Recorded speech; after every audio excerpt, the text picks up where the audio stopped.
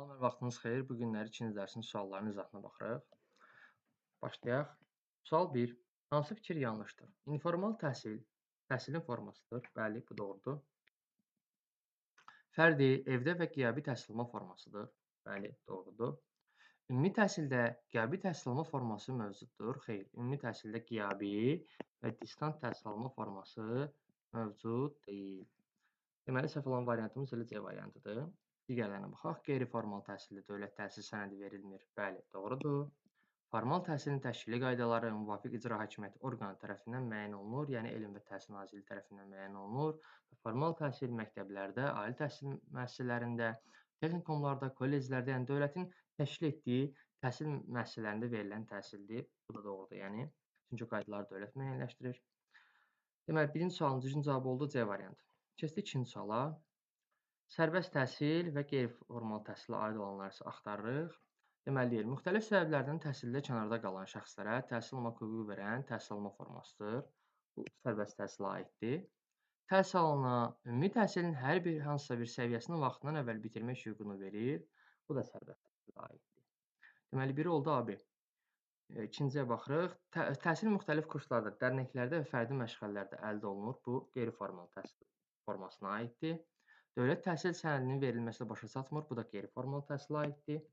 Deməli, 1-ə oldu A, B, 2-yə oldu C-dir. Düzgün cavabımız oldu A variantı. Sual 3. Qeyri-formal təhsil forması nədir? Biz deyirdik ki, qeyri-formal təhsil forması müxtəlif kurslarda, dərnəklərdə alınan və sonda dövlət təhsil sənədinin verilməsi ilə müşahidə olunmayan təhsil formasıdır. Bu variant isə düzgün olaraq göstərilib D variantında, digərləri isə heç bir variant düzgün deyil. Biz dedik ümumiyyətlə ki, təhsil forması neçə yerə bölündü? 3. Formal, qeyri-formal və informal. Formal nə idi? Dövlət təhsil sənədinin verilməsində müşahidə olunurdu, dövlət təhsil müəssisələrində həyata keçirilirdi. İnformal öz-özünə bilikləri yiyələnmək idi. Qeyri-formal isə burada bildirdik. Sual 4-ə baxaq. Uyğunluq deyir, pozulmuşdur. Əyani təhsil təhsil alma formasıdır. Bəli, doğrudur. Sərbəst təhsil təhsil alma formasıdır. Bəli, bu da doğrudur. Distant təhsil təhsil alma forması, bu da doğrudur. Qeyri-formal təhsil təhsil forması, bu da doğrudur. Fərdi təhsil təhsil forması deyil, təhsil alma formalarından biridir. Deməli, uyğunluğun pozulduğu variant oldu Y. Sual 5. Ümumi təhsilin səviyyələri hansı bələddə düzgün göstərilmişdir? Ümumi təhsil dedikdə, yəni məktəbdə alınan təhsilin səviyyələrindən nəzərdə tutulur. İlkin peşə təhsili peşə məktəblərindədir. Ona görə birinci variant A variantı səhvdir. Bakalavriat, magistratura, doktorantura bunlar ali məktəblərdədir. Buna görə bu da səhvdir. İbtidai təhsil, ümumi orta təhsil, tam orta təhsil. Bu doğru varianta oxşuyur. Bunu saxlayaq. Tam orta təhsil, ilkin peşə təhsili. Yenə burada ilkin peşə təhsili variantı səhv edir. Y variantına baxırıq. Məktəbə hazırlıq, ibtidai təhsil, ümumi orta təhsil, tam orta təhsil. Deməli, burada bizə qaranlıq qalan bir məqam olur ki, ümumi təhsil səviyyələri neçədir, nədir? Ümumi təhsilin səviyyələrini biz daimi olaraq belə deyək, 3 dənə işlədirik, amma ümumilikdə götürsək, düzgün variant olaraq 3 dənə, yəni ibtidai təhsil, ümumi orta təhsil və tam orta təhsil veriləndə ayrıcana verilsə, ya da məktəbə hazırlıq verilməsə, onda onu düz götürə bilərik. Amma hər ikisi birlikdə verilir. Yəni həm 4 səviyyə, həm 3 səviyyə veriləndə biz məcbur mütləq formada məktəbə hazırlığı ora qataraq məktəbə hazırlıq, ibtidai, ümumi orta və tam orta təhsil səviyyəsi olaraq 4 səviyyə götürməliyik. Amma ümumilikdə biz çox vaxtı ümumi olaraq proqramda da, bütün təlim nəticələrində də hər birində 3 dənə səviyyənin adını çəkirik. Məktəbə hazırlıq səviyyəsinin adı isə çəkilmir. Sadəcə olaraq belə, yəni ətraflı izah verməyin səbəbi odur ki, yəni ola bilər harasa qarşınıza çıxar, 3 dənə verilər, 4 dənə verilər, çalışın 4 dənə olan. Amma yox, gördünüz ki, 4 dənə olan yoxdur. İbtidai təhsil, ümumi orta təhsil və tam orta təhsil variantları var. Onda düzgün cavab olardı C variantı. Amma bu variantda sualın cavabı olur nə? Y. Keçdik 6-cı suala. Biri təhsil səviyyəsidir. Deməli, ali təhsil, məktəbə qədər təhsil, ilkin peşə təhsili, orta ixtisas təhsili, ümumi təhsil. Bunların içərisində yalnız ilkin peşə təhsili səviyyədir. Digərləri hər biri pillədir. Və biz deyirdik ki, pillə daha böyük anlayışdır. Səviyyə isə pillələrin bölünməyidir, kateqoriyalara bölünməyi kimi sayın və səviyyə pillədən daha alt anlayış olur. Burada da ilkin peşə təhsili pilləsinin səviyyəsidir, birinci səviyyəsi sayılır. Düzgün cavabımız olur C variantı. Səhv fikri seçin deyilir 7-ci sualda. Dövlət pulsuz, icbari, ümumi orta təhsil almaq hüququnu təmin edir. Bəli, bu doğrudur. Yəni dövlət deyir ki, 9 illik sənin təhsilin, yəni ümumi orta təhsilin məcburidir və bunu pulsuz təmin eləyir, icbaridir yəni. Hər bir vətəndaşın təhsil almaq hüququ var. Bəli, hər bir vətəndaşın təhsil almaq hüququ var. Bu da doğrudur. Maddi vəziyyətindən asılı olmayaraq istedadlı şəxslərin təhsili davam etdirməsini dövlət zəmanət verir. Yəni deyək ki, siz məktəbi bitirdikdə yüksək nəticələr toplayırsınızsa, ali məktəblərdə ödənişsiz əsaslarla təhsil ala bilərsiniz. Yəni dövlət sizə zəmanət verir ki, əgər istedadlı olsanız təhsilinizi davam etdirə bilərsiniz. Doğrudur. Dövlət maksimum təhsil standartları müəyyən edir. Xeyr, dövlət minimum təhsil standartları müəyyən edir. Ona görə minimum təhsil standartları müəyyən edir ki, minimuma hamı çata bilər, amma maksimuma hər kəs çata bilməz. Ona görə dövlətin qarşısında duran əsas məqsəd hamını öyrətməkdir. Ona görə də nəyi təyin edir? Minimum təhsil standartlarını təyin edir. Səhv olan fikirlə bu da D variantıdır. E-yə baxaq. Təhsil sisteminə dövlət tərəfindən nəzarət olunur. Bəli, bu da doğrudur. 7-ci sualın cavabı oldu D. Sual 8. Təhsil alma formalarını seçək. Deməli, qeyri-formal təhsil təhsil formasıdır. Qiyabi təhsil təhsil alma formasıdır. Götürürük. Eksternat təhsil, yəni sərbəst təhsil təhsil alma formasıdır. Götürürük. Formal təhsil təhsilin formasıdır. Götürmürük, çünki bizə təhsil alma formaları lazımdır. Məsafədən təhsil, yəni distant təhsil təhsil alma formasıdır. Bunu da götürürük. Deməli, düzgün cavablarımız oldu 2, 3, 5. O da olur D variantı. Sual 9. Hansı fikir yanlışdır? Bakalavriat əyani, yəni bakalavr təhsilini, universitet təhsilini əyani ala bilərikmi? Bəli, bu doğrudur. Qiyabi də ala bilərik universitet təhsilini. Bu da doğrudur. Ümumi təhsil əyanidir. Bəli, hər gün yəni dərsə gedirik. Bu doğrudur. Ümumi təhsil qiyabi, xeyr, ümumi təhsil qiyabi deyil. Biz deyirik ki, ümumi təhsil bir qiyabi, bir də distant formada həyata keçirilə bilməz. Y-yə baxaq. Ümumi təhsil stasionar da ola bilər. Bu təhsil alma formalarından biri idi ki, yəni şagird 21 gündən artıq hər hansı bir tibb müəssisəsində qalırdısa və dövlət ona belə deyim, müəllimlər təyin edirdi. O müəllimlər həmin tibb müəssisəsində şagirdə dərslər verirdilər. Deməli, 9-cu sualın düzgün cavabı oldu D. Sual 10. Səhv fikri axtarırıq yenə. Hər bir vətəndaşın təhsil almaq hüququ var. Bəli. Dövlət pulsuz, icbari, ümumi orta təhsil almaq hüququnu təmin edir. Bəli, bu yuxarıda dediklərimiz suallara oxşuyur. Təhsil sistemi dövlət tərəfindən nəzarət olunur. Bəli, bu da doğrudur. Maddi vəziyyətindən asılı olmayaraq istedadlı şəxslərin təhsili davam etdirməsini dövlət zəmanət vermir yazıb. Xeyr, verir. Dedik ki, axı bayaqlar ki, əgər istedadlısansa, yüksək nəticə toplayırsansa, dövlət sifarişli əsaslarla ali məktəblərdə təhsil ala bilərsən və yaxud da peşə məktəbləri də ola bilər burada. Yəni həmin belə deyək də 9-cu sinifdən və yaxud da 11-ci sinifdən çıxaraq ora qəbul olursansa, və yaxud texnikum və kolleclərdə də ola bilər ki, sən dövlət sifarişli əsaslarla təhsil ala bilərsən. Səhv olan variantımız olur, bu da D variantı. Dövlət minimum standartları müəyyən edir. Bəli, bu da doğrudur. Keçdik 11-ci suala. Fərdi təhsil alma formasına aid olanı seçin. Deməli, fərdi təhsil alma formasına hansı aiddir? Müəyyən müddət təhsildən kənarda qaldıqda dövlət təhsil sənədi almaq üçün, xeyr, bu eksternat, yəni sərbəst təhsil alma formasına aiddir. Bu deyil. Təhsil səviyyəsini vaxtından əvvəl bitirmək üçün, bu da eksternat təhsilə aiddir. Təhsil alma formasına aid daha doğrusu, bu da deyil. İstedadlı şagirdlər üçündür. Bəli, biz dedik ki, fərdi təhsil alma forması istedadlı şagirdlər üçündür və ümumiyyətlə təhsilə cəlb olunmayanlar üçündür ki, bir-iki kateqoriyaya ayırırıq bunu da, hansı ki, cəlb olunmayan şəxslər vardır, onlara ki, fərdi təhsil alma formasından onlar istifadə edir. Sonra, sağlamlığı məhdud olan uşaqlar üçün bu evdə təhsildir, bu da deyil. 21 gündən artıq bayaqlar vuruladım ki, bir məntəqəsində qalırsa, bu stasionar təhsil alma formasından istifadə olunur. Düzgün cavabımız oldu C variantı. Sual 12. Fənnin təhsil proqramına aid olmayan seçin. Deməli, bu bizi biraz çaşdıra bilər. Fənnin təhsil proqramı var, bir də ümumi təhsil proqramına aid olan var. Fənnin təhsil proqramına aid olanlar sırf fənnin özünə aiddir. Ümumi təhsil proqramına aid olanlar isə 1-ci sinifdən 11-ci sinifə qədər olan təhsil proqramlarını əhatə eləyir. Deməli, baxaq burada variantlara. Deyir, fənnin tədrisinə verilən tələblər. Baxın, görürsünüz, burada bir fəndən söhbət gedir deyə. Bu getdir. Sonra, ümumi təhsilin səviyyələr üçün hər bir fənn üzrə təlim nəticələri. Görürsünüz, yenə burada fəndən söhbət gedir, hər bir sinif üzrə. Yəni, hər bir sinif üzrə ümumi təlim nəticələri hər bir fənnə aid olur.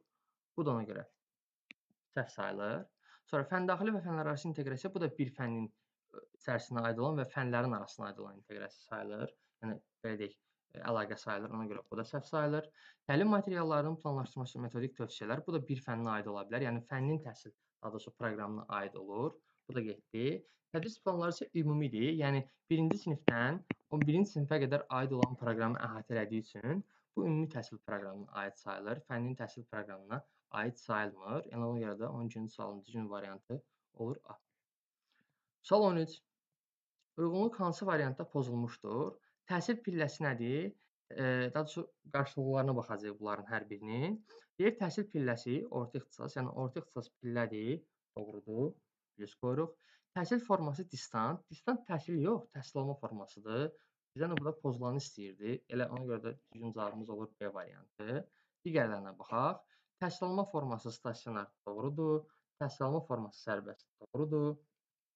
Təhsil pilləsi məktəbə qədər, yəni bağçada verilən təhsil, bu da doğrudur. Distans isə təhsil alma forması olduğuna görə səhv olan variantımız olur B. Yəni düzgün də deyə bilərik, səhv də deyə bilərik, amma yəni bizə lazım olan burada variant olur nə? B variantı. Uyğun olmayan variant seçin, sual 14. Baxırıq verilən variantlara. Məktəbə qədər, ümumi orta, ilkin peşə, bakalavr, magistratura. Burada biraz ola bilsin magistratura sözünü səhv yazmışam, onu üzr sayın. Deməli, baxın, burada ümumi orta nədir? Ümumi ortada deməli səviyyə sayılır. Çünki bu ümumi təhsilin belə deyək də 2-ci səviyyəsidir. Daha doğrusu 3-cü səviyyəsi deyə bilərik buna. İlkin peşədə səviyyədir, bakalavr da səviyyədir, magistratura da səviyyədir. Bir dənə məktəbə qədərdir ki, bu pillədir. Yəni bağça təhsili sayılır və məktəbə qədər təhsil pillə olduğu üçün, digərləri səviyyələr olduğu üçün uyğunsuzluğu pozan bir dənə variant burada qalır, A variantı. Sual 15. Aşağıdakılardan biri fərqlidir. Əyani, distant, fərdi, informal, sərbəst. Baxın, bunların hamısı təhsil alma formasıdır. Qabağından sadəcə olaraq alma yazacağam, uzun olmasın deyə. Bax, təhsil alma formasıdır bunların hər biri. Bir dənə informaldır ki, bu təhsilin formasıdır. Təhsil alma forması deyil. Ona görə də burada fərqli olan variantımız olur nə? D variantı. Hər biri oldu təhsil alma forması, bir dənə informal olur, təhsilin forması. Sonra keçdik sual 16-ya.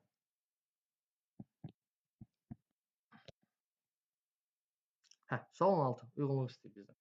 Özünü təhsil yolu ilə biliklərə yiyələnmək adlanır. Sərbəst təhsil. Xeyr, sərbəst yox, informal təhsil adlanır. Özünü təhsil yolu ilə biliklərə yiyələnmək. Ona görə bu mülahizə doğru olmadığına görə, doğrunu ödəmədiyi üçün qoyuruq minus.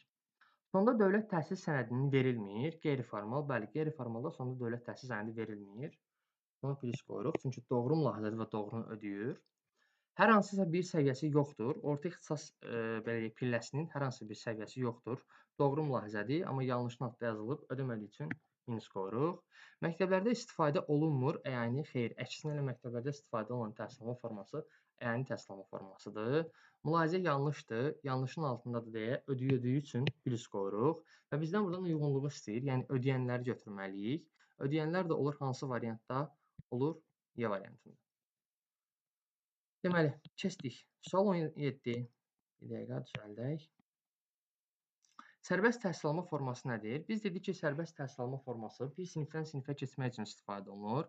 Bir də hər hansı bir şəxs təhsil sənədini almır və təhsilini belə deyək, yarımçıq qoyur və bir müddətdən sonra təhsil sənədi almaq istəyirsə, o eksternat formada, yəni sərbəst formada imtahanlara hazırlaşır və sərbəst eksternat imtahanlardan istifadə eləyərək imtahan verir və attestatını alır.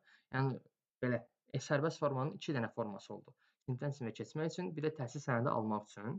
Və bunun düzgün olaraq verildiyi variant isə B variantıdır. Yəni sərbəst təhsil alma formasının izahının verildiyi variant. Yəni digərləri uzundur, ona görə də çox oxumuruq ki, qısa olsun videomuz. 17-ci sualın düzgün cavabı oldu nə? B variantı. Sual 18. Təhsil pillələri, təhsil alma formaları, təhsil səviyyələri hər birinə uyğun olanı seçəcəyik. Deməli, məktəbə qədər orta ixtisas təhsili, peşə təhsili, ondan sonra bu aya aid olanlardır. Deməli, burada nə olur? Orta ixtisas, peşə təhsili, məktəbə qədər. Bunlar nə oldu? Təhsilin pillələri. Yazdıq bura 1. Sonra deyək ki, bu B variantı bura düşüb üzrü sayın. Məktəbə hazırlıq, ümumi orta və tam orta. Bunlar nələrdir? Bunlar səviyyələrdir. Təhsil səviyyələrdir. B-nin qarşısına yazırıq 3. Ondan sonra C-nin qarşısına yazırıq evdə, fərdi və sərbəst təhsil alma formaları olduğu üçün bunu da qarşısına yazırıq 2. Deməli, 1-ə oldu A, 2-yə oldu C, 3-ə oldu B. 1-ə A, 2-yə C, 3-ə B. Düzgün cavabımız olur 18-də Y variantı. Dəqiqə, üzrü sayın. Sual 19. Fən kurikulumuna daxil deyil. Fən kurikulumuna daxil olmayanlar tapırıq. Bayaqlar biz deyirdik ki, fən kurikulumuna daxil olmayan tapırdıq. Yəni, indi burada da eyni variantda fən kurikulumuna aid olmayan tapırıq. Biz deyirdik ki, fənn kurikulumuna aid olanlar fənnin özünün içərisinə aid olandır, bir fənnə aid olanlardır. Baxın, burada deyir, fənnin məqsəd vəzifələri, deməli, fənn kurikulumuna aiddir, bizə aid olmayan lazımdır. Bu getdi. Fənnin tədrisinə verilən tələblər yenə bir fənnə aiddir, ona görə bu da getdi. Təlim strategiyaları, yəni bir dərsin içərisində, bir fənnin içərisində olan strategiyalar, o da bir fənnə aid olduğu üçün bu da gedir. Qiymətləndirmə vasitələri və meyarlar, bu da bir fənnə aid olduğu üçün onu da biz buradan çıxardırıq. Məktəbdənkənar təhsil proqramları isə fənn kurikulumuna aid deyil, ümumi təhsil proqramına aiddir. Yəni 1-ci sinifdən 11-ci sinifə qədər olan təhsil proqramına aid olandır. Ona görə biz düzgün cavab olaraq 19-a götürürük B variantını. Sual 20. Son sualdır. Fərqli olanı seçirik yenə. Peşə təhsili, orta ixtisas, ali təhsil, məktəbə hazırlıq və ümumi təhsil. Baxın, bunların hər biri pillədir. Bir dənə məktəbə hazırlıqdır ki, bunların içərisində. Ümumi təhsil pilləsinin 1-ci səviyyəsidir. Və fərqli olan da bunların içərisində olur hansı? Olur məktəbə hazırlıq. 20-ci sualında düzgün cavab oldu D variantı. Bu günlük bu qədər. Növbəti dərs izahlarında görüşərik. Sağ olun.